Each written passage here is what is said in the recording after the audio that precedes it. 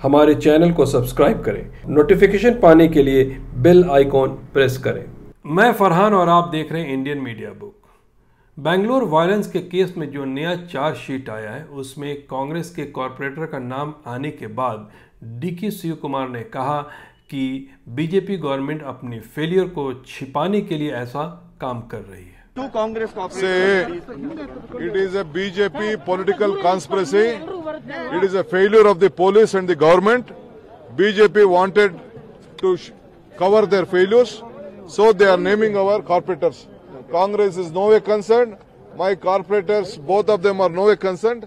It is the plot of the BJP to bring a bad name to the Congress party. We doesn't accept that. We will go it legally. It is a shame on this government. They could not manage, they could not give protection.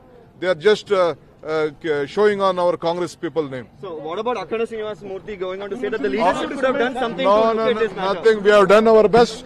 The Congress from the day one have formed a committee. We have got a report from the 3 home ministers who were there in the committee. ये video Hyderabad के मंगालपुरा का है। जब एक सुबह सुबह building collapse कर गई, उसी वक्त एक औरत वहां से गुजर रही थी, वो बाल बाल बच गई।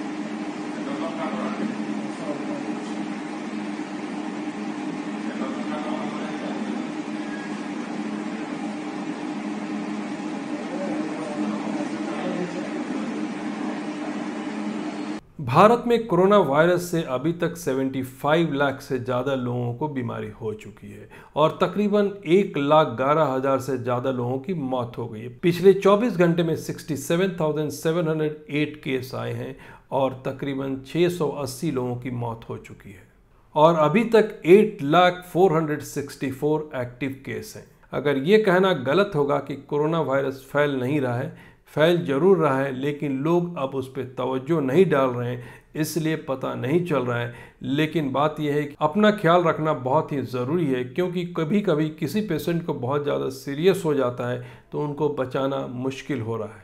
डॉक्टर राम मनोहर लोहिया हॉस्पिटल जो लखनऊ में है और अभी कोई वहाँ इलाज कराने जाता है तो पिछले 7 महीने पहले जो तबलीगी जमात का इंसिडेंट हुआ था उसके बारे में पूछा जाता है।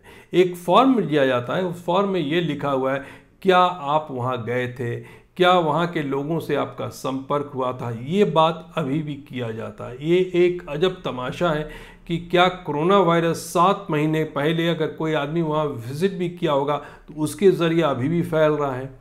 तो आप गवर्नमेंट भी किसी को क्वारंटीन करती है तो 14 दिनों के लिए या 1 महीने के लिए, और आप 7 महीने के बाद अपने हॉस्पिटल के फॉर्म में ये लिखते हैं कि क्या आप या आपके परिवार का कोई भी सदस्य तबलीगी जमात के कार्यक्रम में भाग लिया है या किसी के संपर्क में आया है।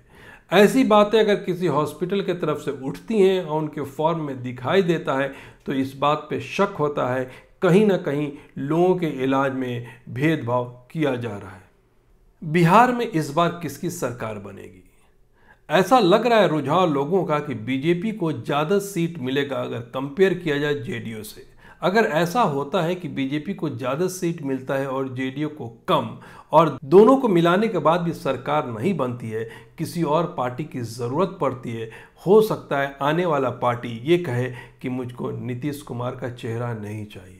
तो थोड़ा मुश्किल लग रहा है कि नीतीश कुमार इस बार सीएम बनेंगे कि नहीं बनेंगे, ये देखना पड़ेगा। आरजेडी का परसेंटेज बढ़ता हुआ नजर आ रहा है, लेकिन दूसरी तरफ अगर कांग्रेस को देखें तो उतना ज़्यादा कुछ रुझाव लोगों के बीच में कांग्रेस के प्रति नहीं है।